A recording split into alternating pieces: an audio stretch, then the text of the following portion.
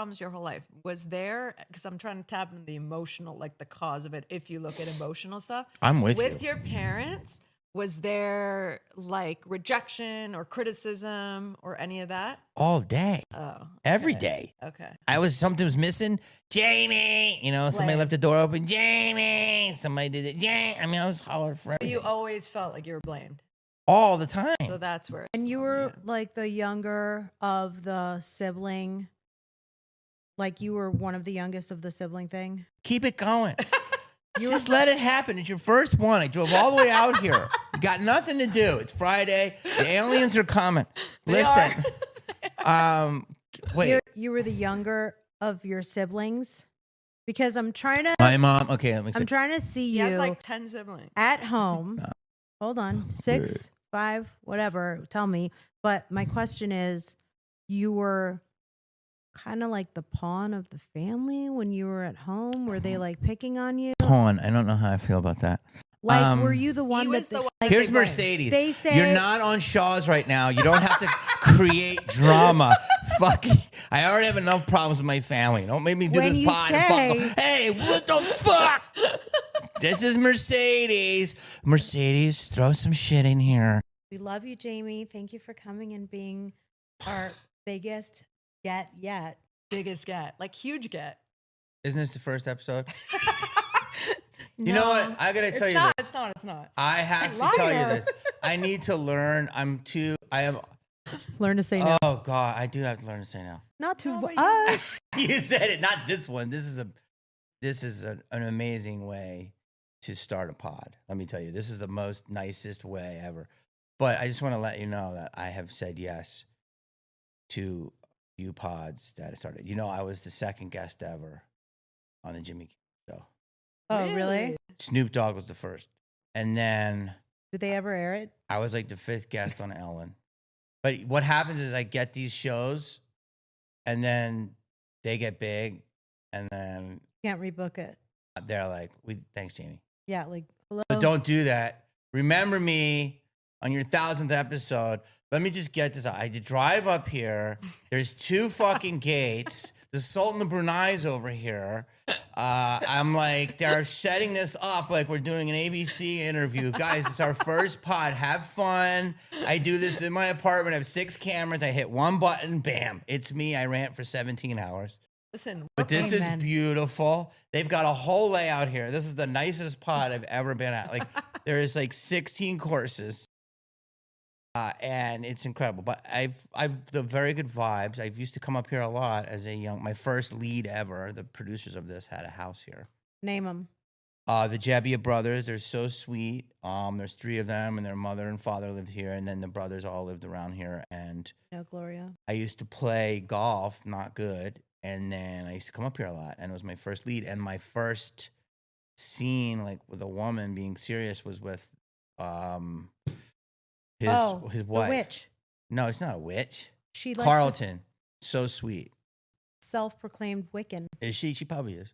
So sweet. But I've had a lot of time up here. I do love Calabasas. I'm at a place in my life where I was driving through the gates and I was like, I deserve this. I could do this because I used to have a house in Vegas. And then I made some money. I sold it. And now prices are going up again. But I used to live not like this, but I had a nice little gated community. So what I'm saying is I like what you're doing. I'm at the age where I'm a little more tired. Yeah, so I can appreciate it. But I also, your producer's like, Hollywood. And I'm like, I get it, but I want to be in the street. I got to see. That's why I'm alive. You know what I mean? I'm aware of the world's issues, which there's a lot of people that aren't. You know what I'm saying? So I drive around. I see the crazy. So when you see these Hollywood celebrities talking shit about things they don't know because they don't go, I'm in the thick. Jamie knows like what's up. We're in the thick. We're truth or friend. Am I a hard guest already? I haven't said anything. No. What I want to ask you. Listen, we have a common friend, Jeff Lewis. Yes. I am so grateful because I am surrounded by my 2 favorite co-hosts on Jeff Lewis Live. Really? I was telling MJ that when he had that extended show and it was just the co-hosts, when Jeff would leave, sorry to everyone, but I would turn it off You guys are the only two that I would listen to every single word. You guys can carry a show. You got good chemistry. So I love that both of you are here. Really? Yes. So But, sweet of you. but what I want to say is we've touched on Jeff. I know you've talked about all the fun projects you've done. I was actually reading up on you last night and I learned a lot. Number one, you came here struggling. Mm-hmm. You got 80 no's on More. commercials, more than More. 80. Mm-hmm. This is what I love. I used to do a lot of telemarketing in every sales job possible. Mm-hmm. So I was reading, and I want you to talk about it, where you decided to become a telemarketer, killed it, decided if I can sell a product, I can sell myself. It's close enough. It's a good mic. So what did you do? I saw that you created Marty Power. Can you tell us about that? Who is Marty Power? Well, okay, so I'll give you a little backstory. I'll try not to be crazy long, Yeah. but I'll give you a little detail. So I came to LA. From Pennsylvania, right? Yeah, so grew up outside of Philadelphia. I grew up, there's a street called 69th Street, okay? I'm going to give you a lot of details, so tell me when it's too long. So I grew up right on the edge of Philly. So I always say I had the suburbs to protect me, but I could cosplay the streets. So we would play basketball in a place where everybody met, every race, color, creed, nationality. So that's how I started getting into hip hop, and I started playing basketball and stuff like that. Like circle, dot. Yeah, exactly. But more hardcore, like Run DMC. So I grew up, and on Philly, there's a place called the Tower Theater. And it's a legendary place where people perform. And when I was about 11 years old, I was in 5th grade, and I saw Eddie Murphy was going to be there. And I was like, this is crazy. Eddie Murphy is going to play in my neighborhood. And so I grew up on the other side of that. Now, the other side of that was a little harder, was where Will Smith was. It's called West Philly. And over to the other part where it's like Kevin Bacon, a lot of actors, Ryan Phillippe, Seth Green, they grew up in a place called Overbrook. And Is that bougie? Like- West Philly's is hardcore. Overbrook's a little nicer. Upper Darby is not. It was a little more nicer, but not crazy. But I found out later on that Sherry O'Terry and Tina Fey both went to the high school next to me. I didn't realize how many people are from of there. talent. That's so random. I had no idea either. Yeah. So, but when I was growing up, there was a huge rapper who was local, and he used to be on 69th Street. 69th Street was the place where everybody, consider it Westwood before it went down, where everyone would go, black, white, gay, Streets were straight. alive. And it was like, it was alive. And there was always this local rapper who would have a boombox selling his CDs. Guess what his name Who was? was it? Will Smith. Ah. So he was a huge rapper. Facts. Isn't that insane? He was a huge rapper in Philly way before. So he was big in '86 when I was in 10th grade. I was like, oh shit, Will, you're gonna blow up. Like, so him and Fresh and DJ Jazzy Jeff were like the rappers of Philly. So long story boring is I hated school. I did all this. My mom was like, you got to try college. So I went to community college. It was really hard. It was $10 and a number 2 pencil to get in. And I took 4 courses, math, English, cooking, and acting.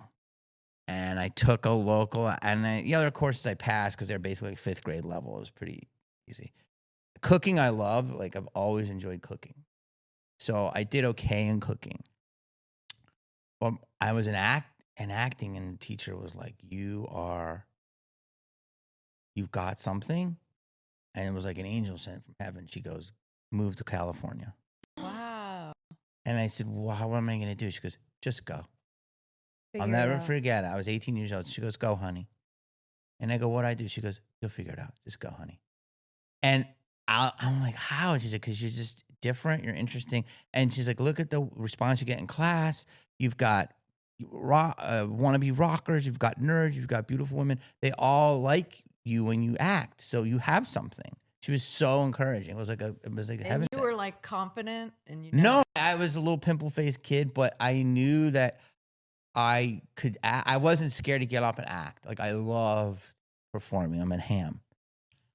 At the same time, my friend's I used to deliver Domino's pizza. My friend's mother. Same. Wow. Not deliver. I answered the phones. You enjoy That's My first job. Did they still have the 30 minutes or less? They did. No, we So- had 23 or free. Sorry. I used Sorry to to go interrupt and my friend's mother was a local actress, did a lot of plays, is in Philly, was known, and she would do some plays in Philly. Anyway, she says, I'm gonna be in a movie as a background, and you should come, and I think I can get you on. I knew no ideas what movies are. I knew nothing. We drove down to Delaware, got there at 5 a.m., met a PA, and they said, will you cut your hair? Do you have these clothes? Will you do this? I said, yes. They said, okay, you're going to start tomorrow. Whoa. And so I bought clothes that looked like 50s. I cut my hair. I made $55 a day or something. It was incredible. And that movie was called Dead Poets Society. No way. Yes. What a classic. Again, divine intervention. And once I stepped on that set, I was reaching over, grabbing a baby carrot, dipping in a hummus, and Robin Williams was grabbing a baby carrot. No way. Yeah, it was the most insane thing. I was delivering pizzas, and it was like I stepped into Mars. So once I was on that set, I was completely like, this God gave me my mission. But I have a question. And then I moved to LA. Anyone in your family like have a background in performing, or any other siblings? I know you have a bunch of siblings. Well, my sister's an incredible artist. Okay. I love you. Don't get mad, Mary, but she's crazy, but we're all crazy, but she's literally like Van Gogh level. Not that crazy, but we're all off, you know what I mean? And so, but she could sit there and she could walk at this room and just freehand it. You know what I mean? Amazing. So she's an artist. My brother can play 7 instruments. He's self-taught. You know what I'm saying? But he went to Penn, but he can play the drums, play the saxophone. So I have a lot of creative people in my family, but my other sister's an incredible writer. Oh, so But none of them did that. They all went the straight and narrow, and now as later in life, they're like, I want to be happy. But I was like, fuck school, fuck the system, fuck everything. And my parents were old enough to be like, we can't deal with this kid. He's crazy. So I just was like, I'm going to and do he's it. still that way. Yeah. I'm like, I tell people, I'm like probably a 15-year-old with money. Do you know what I mean? Yeah, so And it I got happened some kinda- fame and I got some money. I've been fortunate. But like, I live my life like it's 1984 in a lot of ways. What was the weirdest thing that happened to you early when you got here? Because that's such a difference. Like the weirdest thing, like It's a 10-hour Holy conversation, but like, I just remember, and I didn't even get to Marty, but I'll get to it. But I love California. Like California to me is the place where dreams do come true. There's an energy here that I never experienced. I had to move away from Philly to appreciate it more, but my roots are so much in here now. I've been here for 35 years, and it's wild. I'll go to other places all around the world, and I feel most at home between La Cienega and Fairfax, Fountain to Franklin. That's Your like spot. my spot. Wow. I feel it like with where I eat, the different comedy clubs, how I've gotten cast out of some of the greatest movies off of Sunset, how I've shot some amazing shows. It's just, that's my area. Some people love Venice, which I love. Some people love Studio City, which I love. Some people love DTLA. I've did a lot of different places, but there's something about it. So when I first came here, I got off. I'll never forget. I came here in 1979. Was it your first time? No, my parents had my father's best friend, a guy named Charlie. They grew up in Tennessee together, and my dad moved to Philly and married my mom, and he married Sally, and they lived in Huntington Beach. And so I remember in 1979, I was 9 years old. We came out to Huntington Beach, and we went to Laguna Niguel and all these places. And my mom was like, I know, you have to go back to Philly. And I said, no, I hated it. She didn't want you to leave. No, she's like, I know, Jamie, we got to go to school. I'm like, no, I want to quit school. I don't want to do any of this because I fit right in. I loved skateboarding. I loved riding my bike. I saw like acting could be a thing. I knew nothing about it, but we did every tour, and every time we did Universal, like I got picked to be the person to be the guide. I got picked at San Simeon when we did the tour in San Francisco. Right. Like I was always like, I was lucky. And so I'm like, my mom's like, you got to go back to Philly. And I was like, no, I don't want to do it. And so she had to drag me back. And so for the next 8 years, I had to go back. But I always said I'm meant to be in California. So when I first got off, I just remember getting off the plane, the first thing, how big the 405 was. Wide. Worst. It was so wide. It's Wide. not like anything you've ever seen. It's 8 lanes. And I'm like, what? And I'm like, Everyone, my cousins that come from like out of the country, Australia, South Africa, London, they're like, everything's so big here. Yes. Like they think we live on another planet. yes. Yeah. But it's what I do love about the city is that you can start with nothing. I always tell people you can start at the bottom of the hill. Yep. And you can be the person that gets on top of it. And I mean, you know, I've had very fortunate to have conversations with cool people, and one of them is Mike Ovitz. And Mike Ovitz, to me, built this town on so many ways. He's built CAA. CAA. He created CAA. He started in the mailroom of Billy Moe, which is William Morris. That's what it was. It was Billy Moe, and he went to UCLA, and he started as just the bottom of the barrel, and he created the deal structures that exist today in TV and movies. What is Package. the deal? He created something called the deal structure? He created something called packaging. So Mercedes and Liat have an idea. We Okay. attach somebody. So you guys are at CAA, As agents or talent? No, we're the talent. whatever you want to be. Let's say you Okay. wrote something, Okay. or you came up with it. Okay. But let's say you help write it. He gets a big writer. He writes it. He gets a big director. He gets a big star. It's a 3-prong package.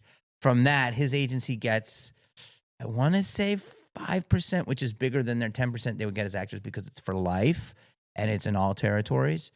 And then he has the power because he made such a powerful package that no one could say no to it. And that's how he did movies. That's how he did TV shows. And he'll tell you the first thing you want as an agent in this business, as much as I love actors and face and comedy, Writer. yeah, you want a writer because Wow. writers create IP, which is intellectual property. So you want to, and those keep the lights on because that's like the thing. It's maybe not as sexy as we think, but you create something, it can go for 30 years if it's a hit. For sure. So it's, And but you wrote one of your films, right? Malibu's Most On Wanted. Did you write IMDb that? right now, it says that you have like 5 projects in production and optioned. well, you can't believe it. I did, well, yeah. I did, Malibu's was an idea I had, and then I, Wait, but let's go back. Go back Go to back. Marty Powers. Marty you get Powers, so- denied 80 Is it commercials. Power or Powers? long Howard. story boring. So I was struggling for many years. Okay. And one of the things I did was I did something called open mic comedy, which is you would go. My first gig ever was May 5th of 1990 at the Beverly Garland Hotel. I know where that is. Exactly. Such a good place. And I used to deliver pizzas at Domino's there. Wow. And I did open mic, and there was a contest, and I came in second. And I came in second, and I thought, oh my God, I'm going to be a star. And then the next gig I did at the Radisson off of Sunset, the Circular Radisson. Oh, I Yeah. remember. And I bombed so bad, they like said never come back. And so I had The many. hecklers. Yeah, they were terrible. So 91, I said, I got to figure out if I'm going to do this or not. So I started doing stand-up comedy. There's a place in the Valley, and you'll know this, called the LA Cabaret. And that was yeah. a legendary remember that. spot in Encino. And basically, they had the funniest person in the Valley contest. So you could work your way up. But they had an open mic every day from 3 to 5. So if you signed up, you could get time 3 at a.m.? 3 p.m. to 5 p.m. And it was like 3 people in the crowd.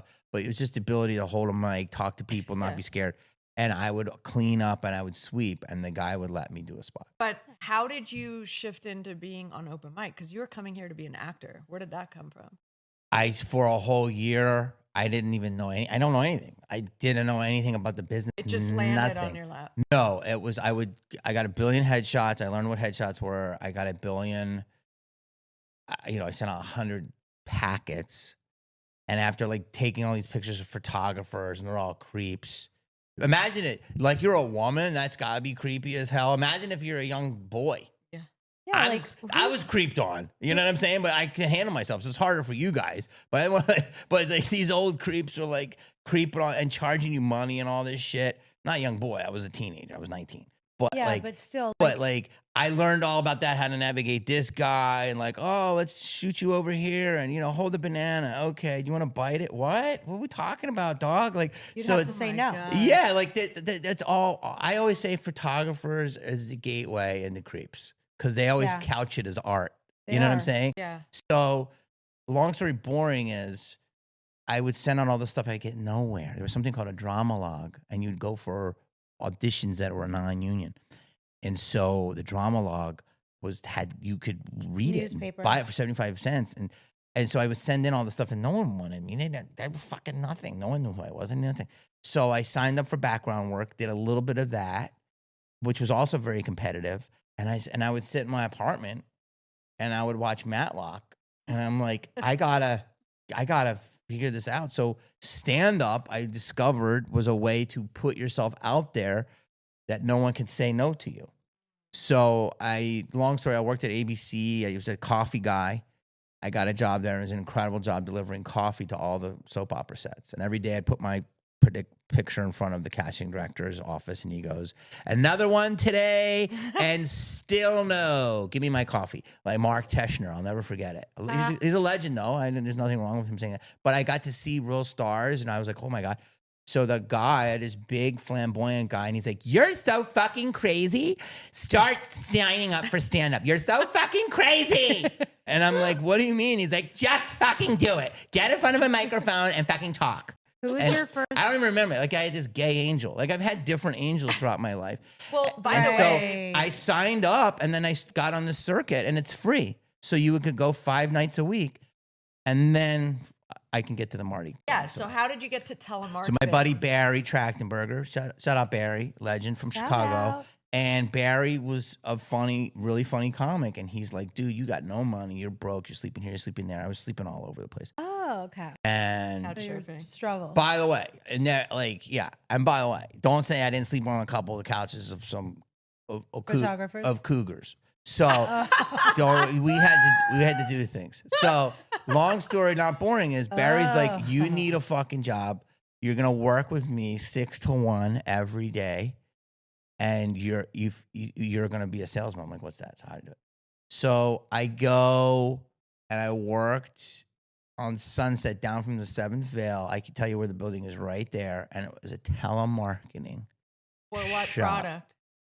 It was for toner. Oh, For everyone who doesn't know. I did that. It was my worst job of my life. It's the ink for a copy machine, which you guys don't even know what those Trevor are. and I did a job where we had to sell toner. It was like a cult. I quit. I couldn't do it. You were probably at my it was room. Probably. So And they would listen. They would put your call on a speaker. So well, ours was different. So the room was literally, I wrote a script about it, and it was literally like such a beautiful existence of what happened. So there was like rockabilly. Remember rockabilly in the early 90s? Like girls with tattoos look like Betty Boo, but like a tattoo. I was like, well. So we had that. Legitimate struggling porn stars, legitimate strippers. My boy Skee Ball, who is like one young actor. Barry, wannabe comedians, old ladies, foreign guys from like, the Selling Eastern toner? Bloc. But that's how sales rooms are. It was It's all types of people, random, yep. right? And so my whole job was to call, get the number of the copy machine. And if I got the number, I got 75 cents.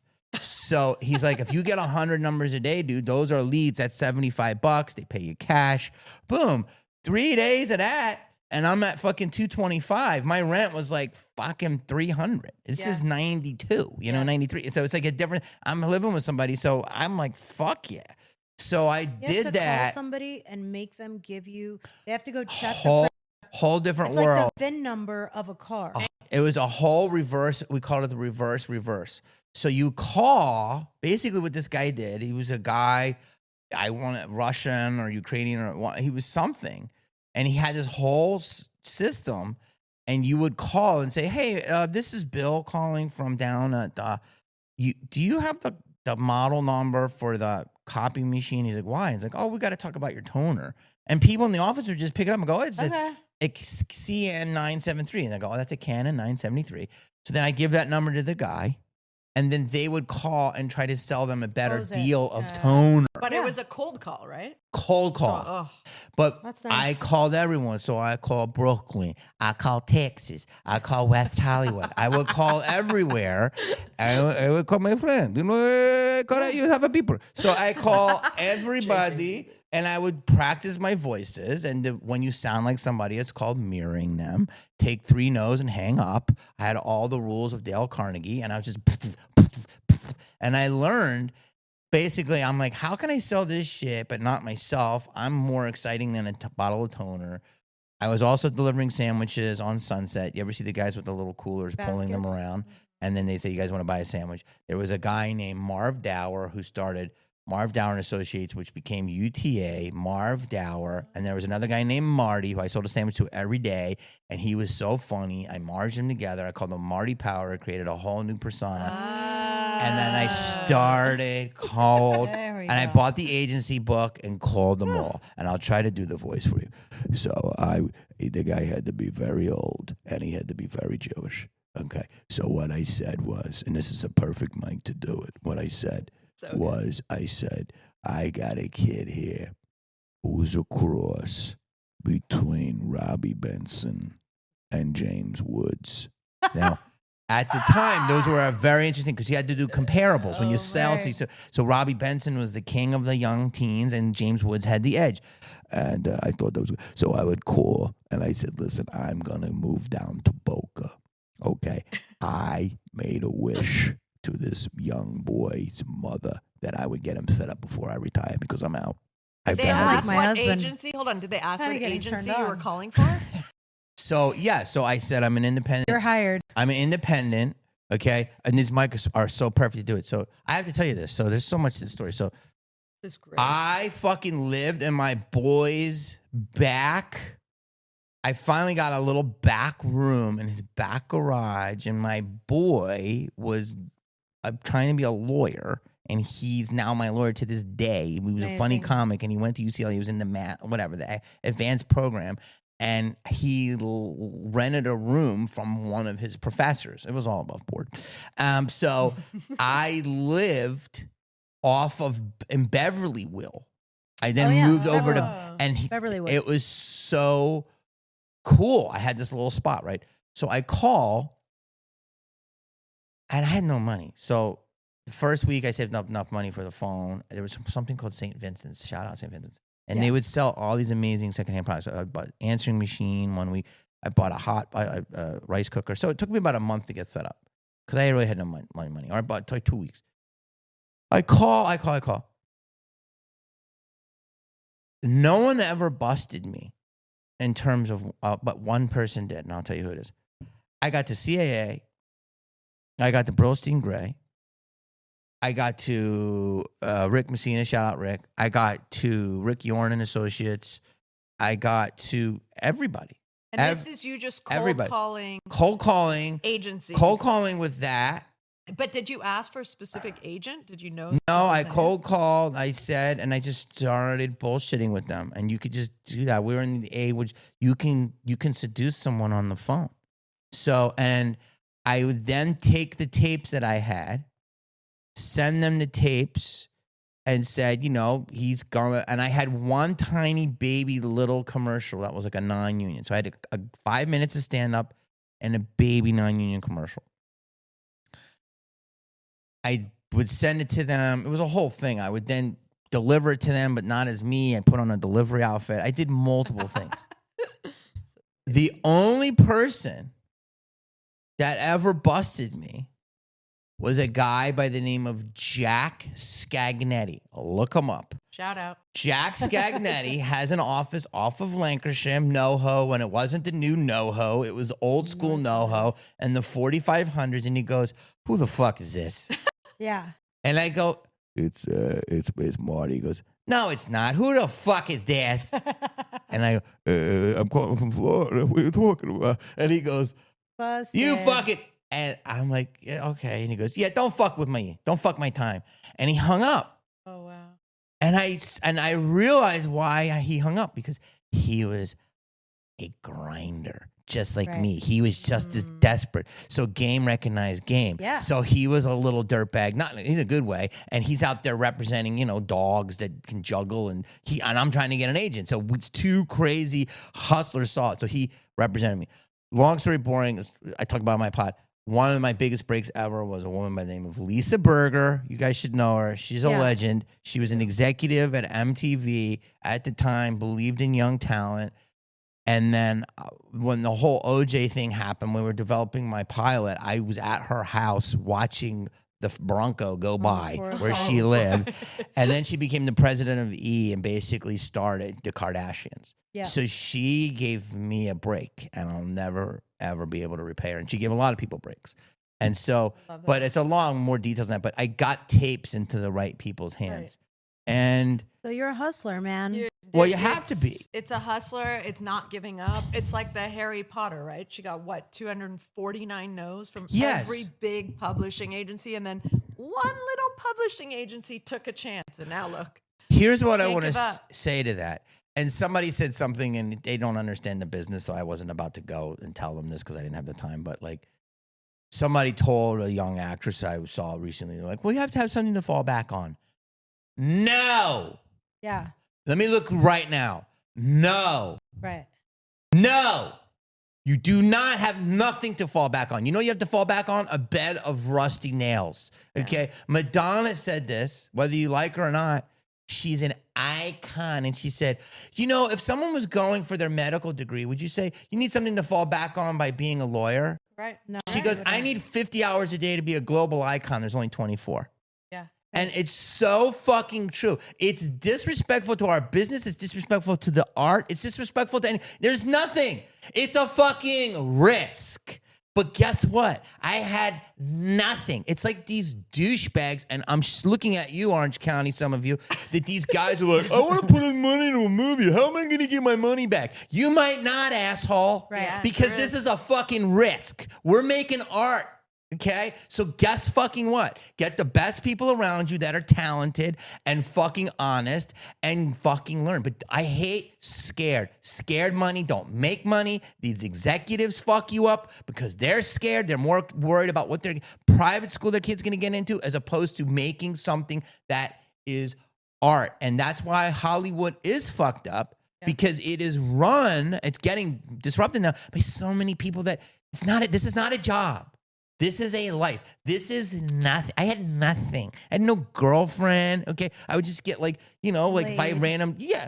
Okay. Yeah. And I had no dog. I didn't put a cat or a dog through this existence. It's like I had nothing. I had nothing to fall back on. So it was like, that's how I feel like that makes you more eager because you don't have that. It's I love the process. I always tell people you have to be a comedian or really any artist. You have to have a certain amount.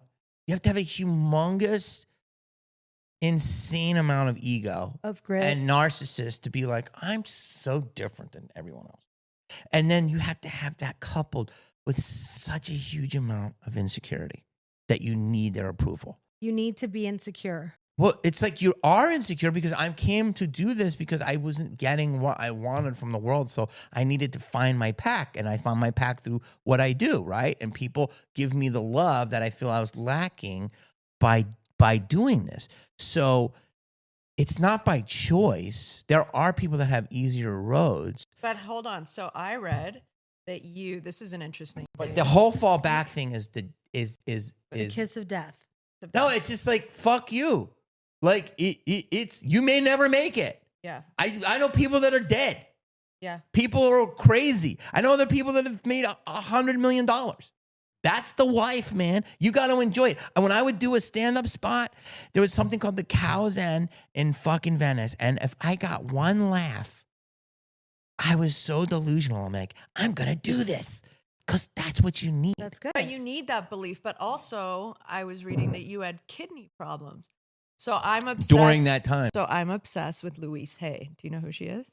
She started You Can Heal Your Life. And she has the bookshop. Yep. She sells it on that wild ass. I do love the Valley. So you for know this. what they asked that her? that bookshop on the Valley, the Psychic Eye.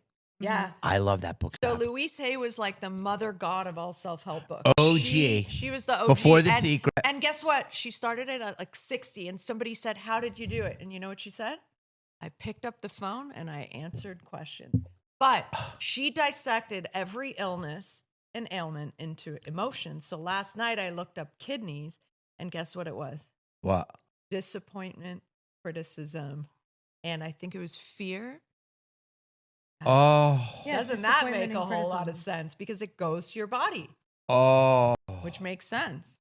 You know, I believe, that problem before in my body, and it got worse, and it manifested around that time, 94. Yeah. But it definitely didn't probably help. I totally agree with that. At that time, when I was doing all that, I started realizing I had a kidney problem. And then there was another angel that came in. I had a doctor. I went to UCLA. But understand this, I love what I did, and I love what I did even though I was broke. But when someone would buy me a meal at the Flowering Tree on Sunset, right there by Sunset and Hayworth, it was like this little hippie shop. And I would be so happy to get like such a good meal. But also, I had nothing else. Like, there was nothing to go back to. I was already worked at Domino's. They didn't really thought I was good. So it was like, I didn't have much. So I had a kidney problem. I go to UCLA, and the doctor, I'll try to do his accent. He was German. He's like, well, we do the kidney, and the kidney is the size of a pea. It is a pea. And I said, what's it usually the size? He goes, of a small orange. And he goes, you have a pea, and you should have an orange. And I said, well, what am I going to do? He goes, we have to remove it. And I said, no, I don't want to lose my fucking kidney. Like, you didn't know. This is 94, 93. Yeah. And he goes, no, it's not. You can get infected and possibly kill you. And I said, I don't want to die. He goes, it could. So I'm sitting there, and I'm like, I don't have any fucking money. And he's like, okay, well, we'll think about it and then come back and call me. I'm like, I don't have any fucking money. He's like, well, you need to get it out. So this guy was the head of urology, super huge at UCLA. I love UCLA. I don't like certain things about them, but I love them for their medical department. And so he called and he goes, James, I'm going to do something for you. He says, I will, because there was a new thing called laparoscopic. So you have to understand that these are stories I'm telling you right now that I'm realizing I am blessed. Like, the shit that happened to me. So laparoscopic was, before they cut your kidney out, they would cut you from here to here. You have a big ass scar. They'd open you up like a fucking fish. They'd chop it out, and you have 52 stitches. My dad had it. Get it. He gave a kidney to his brother. What a beautiful soul. Wow. So laparoscopic is they put a tiny hole here, put a camera, tiny hole here with scissors, a tiny hole here for a suction. 3 fucking holes. It was a new procedure in the early 90s. And he says, if I can use your tape and make it and film it, I will have it, and I will give my services for free. Wow. But you have to go to a county hospital because UCLA was to charge you the bed fee. So I went down to like Pedro or some gangster hospital, which is a whole other story. Jesus. This man blessed me to this day. He did it. Sucked my kidney out of me. It was the most pain I've ever heard. Persians, which is all connected, the Babazadas, who my sister was best friends with, said you can recuperate here for a week. Shout out Persians, the Babazadas, who are the sweetest family. Babazada. And I recovered for like a week somewhere in San Pedro, and in a beautiful bed. And I couldn't fucking move. Like, basically, because you guys have had babies, you know what it's like. It's like basically getting your core gravity, all this stuff. Ooh. So this guy blessed it. He used the tape. I would go for a year, for 6 months, and then a year, and he would show my tapes and walk me around and says, this is how laparoscopic works. Look at him. And then It was like it never happened. Where were your parents? My parents came out. Were they like, what the? They were by my were side. terrified. They were so beautiful. And have you had problems since taking it out? Not at all. Losing it? I learned so much. You can live with almost a quarter of your kidney. Just a Wow. quarter of a kidney. Of one. So you have two. The great creator, God, whatever you believe, they give you extras. But I also found out a great uncle had an issue, and I drank. Like I would drink and start drinking when I get successful and martinis and stuff. And no, to this day, it's all beautiful. So I've been very fortunate. I've won, and yeah, but that was just. I've had medical problems my whole life, but I'm lucky. I do it. I get through it, and I move on.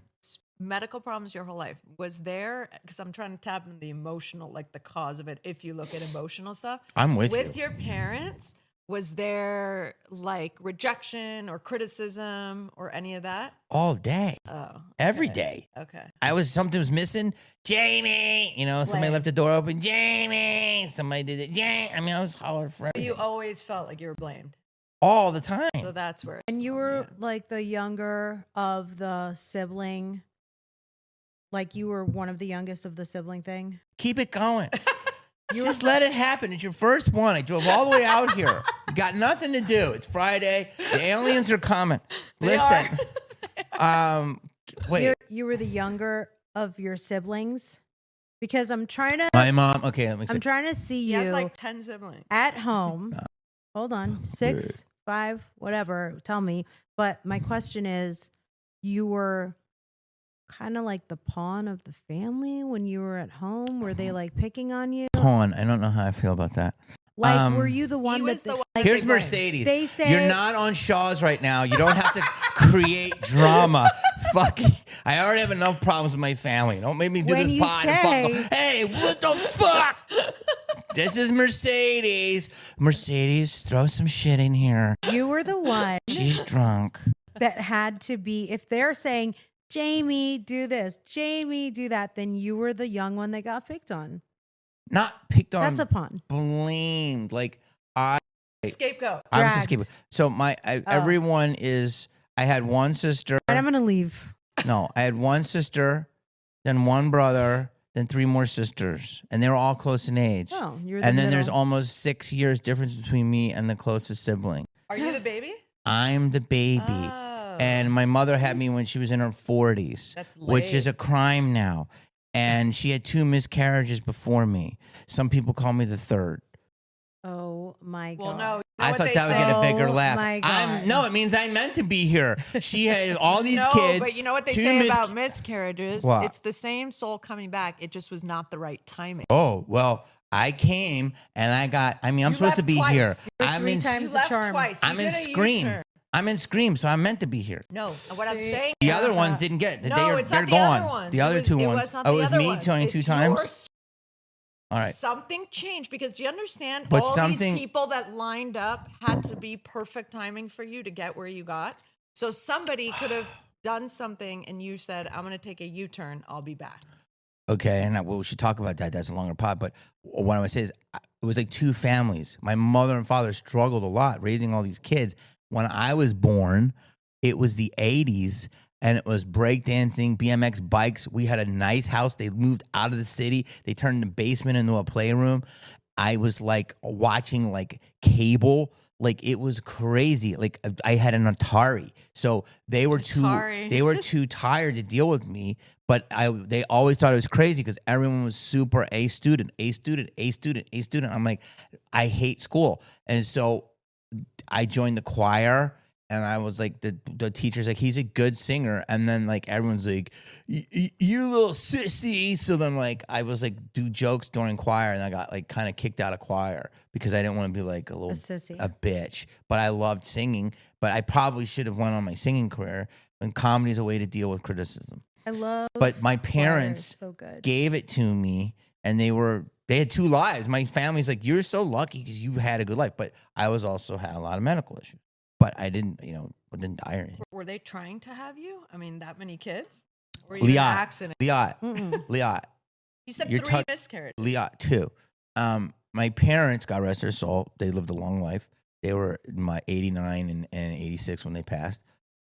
They're Irish Catholic. It's illegal to Abortion. when a baby is formed in a woman. It's illegal. You got to take that thing. You got to make that. You got to raise it. So they didn't. You take what you got. The whole neighborhood had every. There were no birth control. Every family had You don't 8, believe 7 in it? kids. No birth control. No. Oh, got it. So this was a different time, but you know, I had everything you could want as a kid, and I had a great group of friends. But I do say I'm such an emotional guy. You're sensitive. Well, I'm super sensitive, and I don't want to say it, but I'm super empathetic, whether you believe in that stuff or not. And there was a great video I saw on Instagram last night, and it was like the life of an overthinker empath. And how what I say to you, although you guys make me feel very comfortable, this is why me and Mercedes work so well together, because I feel zero judgments from Mercedes. So she loves what I do, and she encourages it. And it's like something that's just so foreign to her. And she's like, oh, I like this. You know what I mean? She doesn't judge it at all. And then she's so different than me that I love what she does, because she's so confident that she can do something that sounds funny, and like she's like, well, yeah, like I don't know, don't you get a burrito at the dry cleaner or something like that's like off, but it's so funny, and That's why I love listening to you guys. but she doesn't care how it makes her look, but she's super smart, and she's just like, you know, so you guys are so authentic. She encourages my soul. Yeah, and love so that. it's the truth. No, you guys have There's no amazing chemistry. But it's wild, because she looks at me as like, there's a giraffe. I don't know what they do, but I like it. And I look at her and I'm like, oh my God, this is so sweet. Look at her. Am I a panda? You're like a little panda. It's like two animals that you don't know. You wouldn't normally think we would be along, but we are. You guys have a brother-sister kind of relationship. That's how it comes off. And I will say, even on Jeff Lewis Live, I always talk to him about it. You can tell who's being authentic and who's afraid of how they look. Yeah. And you guys are 1,000% authentic, and it doesn't matter what people think, even if you're sensitive. It doesn't matter. So wait, let me ask you this, because it's such a new world to me. Try hard people. Yeah. Well, you're not trying. That's what it is. You're just yourselves. Well, here's the situation. Is that do you need to change the thing or no? Do you need to change it? Oh, okay. Do you want to put a new thing in, or can you? Are you good? Can you keep going? Okay, I'm sorry. Definitely. This is a totally new. You have to understand. It's like I have a love-hate with reality, but I do love it. But I want to tell the reality people how to be, because it's like, girl, you haven't been to the Oscars. You have to understand what this town was built on.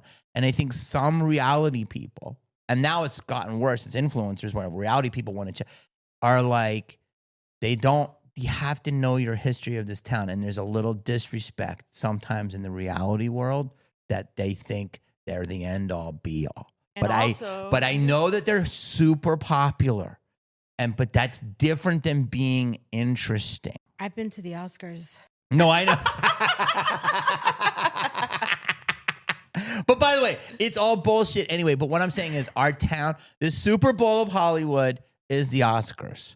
The other, championship is the Grammys, okay? The Tonys are New York. Do actors and everybody take themselves too seriously? Yes. But have they made some incredible art in the last 100 years? Yes. But should a reality star act like... there's tons of them. Should they act like they're on the same level as Angelina Jolie? No, you're not. I'm sorry. But if you make 100 million, you get it. But I'm just saying, it's like, I don't know how to say. Here's what I'm going to say, and I'll shut up. Popularity is now the new currency, not talent. Yeah. It's just popularity. If you're and Hollywood bitched down to it. They're like, this person's got 6 million followers eating pies. So they're sucking. But that's the world we're in now. I know. It's crazy. So I give over to it. But to me, I will always respect the true first. And that's all. But I'm in this world. I'm so new to this reality world. But I've done reality. People don't know. My first break was on Disney Channel. It was this thing called Hollywood Lives, where it followed 8 struggling people, and one of the people was a comedian. It was me. Another one was Danielle Harris, who's an actress in Halloween. Another one was a band called Incubus. We were They're from out here. yes, Yeah. and Brandy was on it. So I know reality. I love it, but that's different. That's following. This is like how I'm. No But when you say- disrespect to shows, but even with reality TV, like Housewives, right? It's who can create the most drama. But I know a lot of the housewives. Like did a movie and Kylie was in it, and Kyle was in. I'm so sorry. And Halloween. and Al Richards. And Brandy was in it. They all did a scene for me, and also, oh God, I'm so sorry. I forget. Don't cut around this. For Kelsey Gray's Camille. Yeah. Camille was in Grammar? it. Yeah. Oh, she's an actress? And they were all so sweet. So, but those women get it. You know what I'm saying? Like, they've been around. They're OGs of the game. They get it. They're interesting. Or also come from long lineages of legacy. So when we go into Jeff's thing, I never think of being on or not. I just think of doing what I do. But that's why it comes across so great. But I don't feel like a lot of, I guess people are big on their image, but it's like no one cares about image anymore. That's what I don't understand. Honestly, but that's not, even if I don't like someone, if you're being authentic, I respect, I appreciate them. It's the people you can just tell when they're afraid to say, they're guarded, they're afraid to be judged. Those are the people, in my opinion, that don't come across. Well, do you know where that starts at?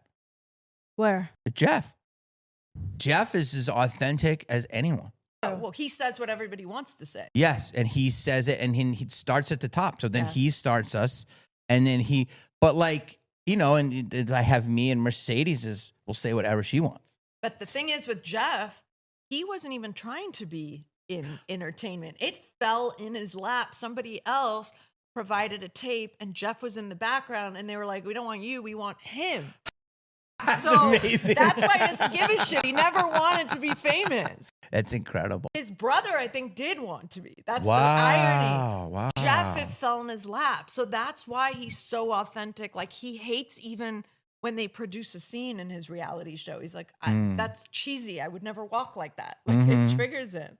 Yeah, I think that's why, you know, he's so interesting, is because he doesn't care. So if you don't care, it comes to you. Yep. It's when you want it, people can smell desperation. Yeah. So you can't really give anyone advice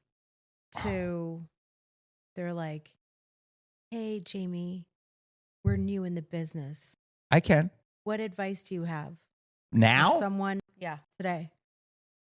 Well, all right, I'll try to answer this. And they ain't got no TikTok. They ain't got no listen, Twitter. I talk. Did I talk too much? No. You don't know. You like it. Be authentic. Okay. Oh, thank you.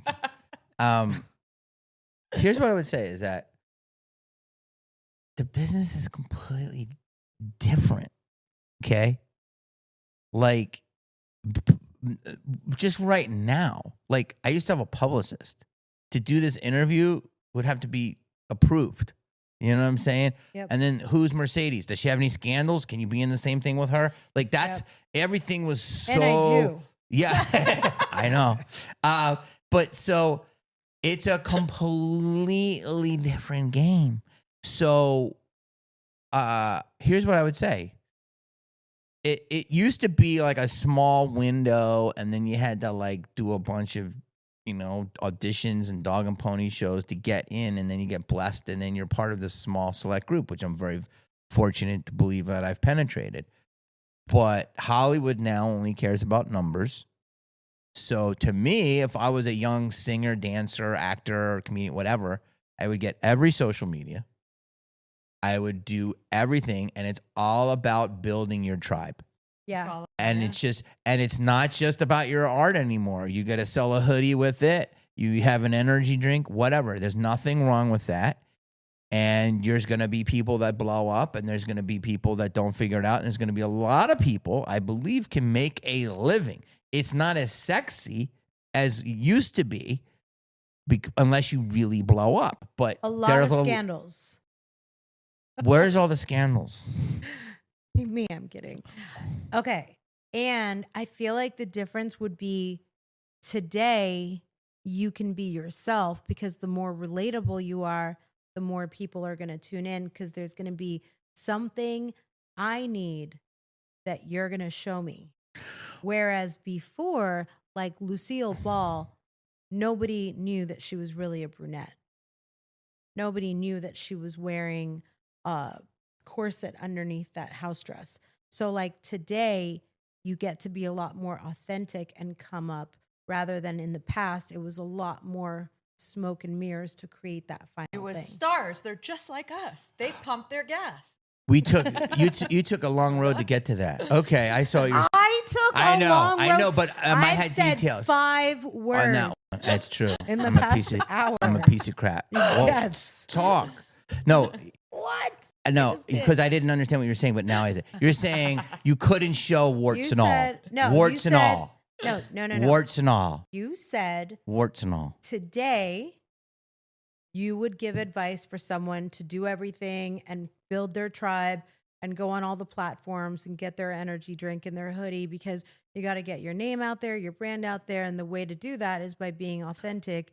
Whereas before, people didn't have to be themselves. They didn't have to be relatable. Yeah, they were manufactured. There you go. But like I'm saying, Tyler Creator's won Grammys, MTV Awards, super talented guy, but also has a clothing brand. Right. So it's smart. You know what I'm saying? So it's like influencers that may not have one particular talent, they're just a personality, which is a talent, may have 5 products. I think you should have products now.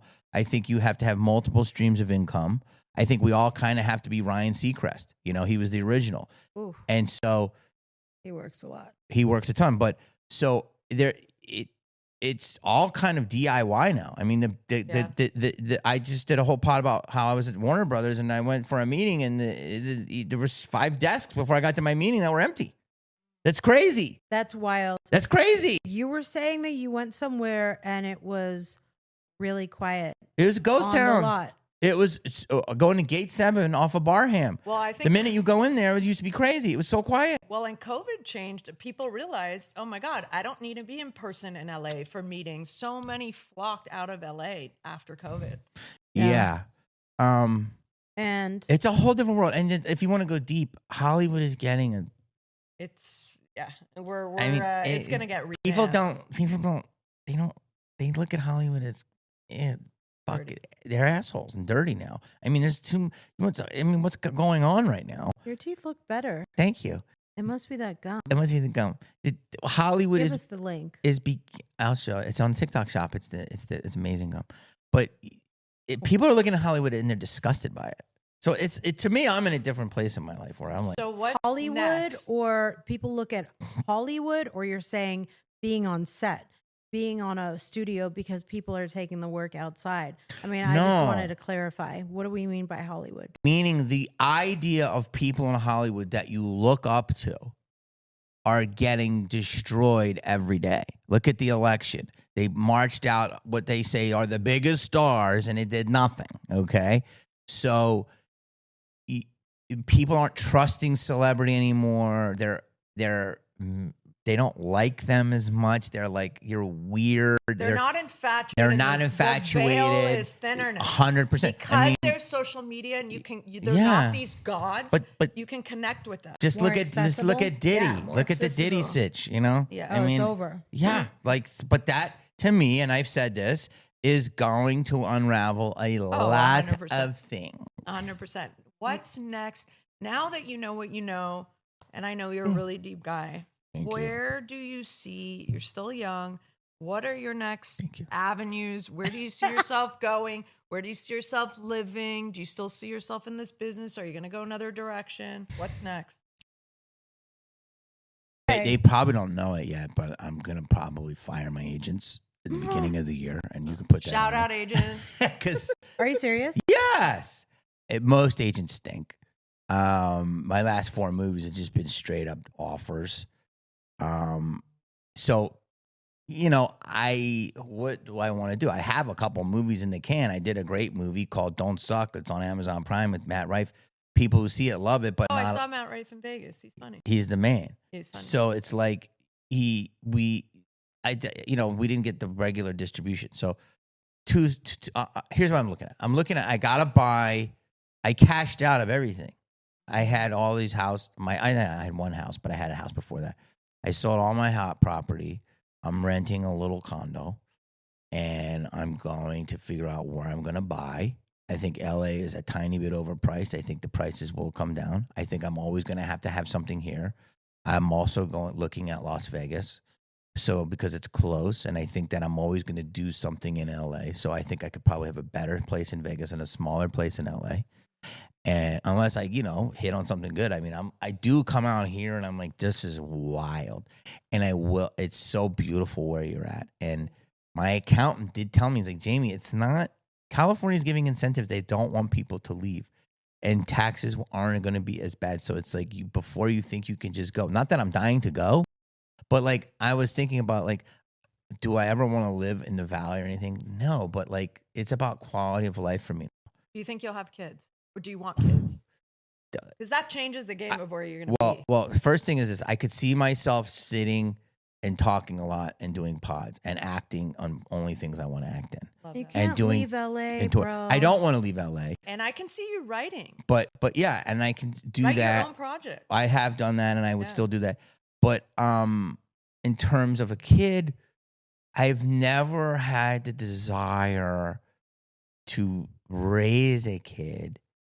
And I know that it's a beautiful thing. And I'm not saying I'm not going to do it, but it's like, it's never been a burning desire. Well, they say figure out what you want to be. You either don't like kids, you either want to be the aunt or uncle where you enjoy kids, but it's like, but I never even thought of it. I just thought of me. You know what I mean? That's like, I think I have a lot of things I like to do. I could sit in this room for 10 hours and never be bored. I could there's a lot of stuff I've done. I've produced shows. I do stand-up. I do pod.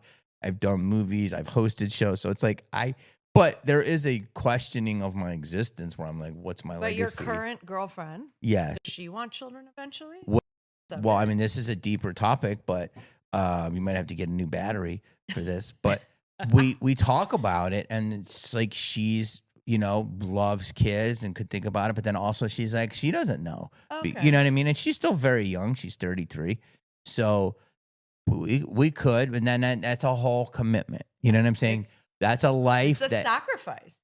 That's beautiful. It's a 1,000%. It's a lot. I know. I feel like we're really sacrificing a lot in this house. It is, but it's like, how can I say this? One time I was in the south of France, and I was over there, and I was smoking a cigar, and I was having a glass of red wine, French red wine, and I was on the 12th fucking floor, and it was during a film festival, and I'm sitting there, and I'm like, why would I ever want to have a wife or kids? I had a fucking killer cigar. I had a driver, and I had a big ass glass of wine. Okay. A big dick. Did you say what I thought you said?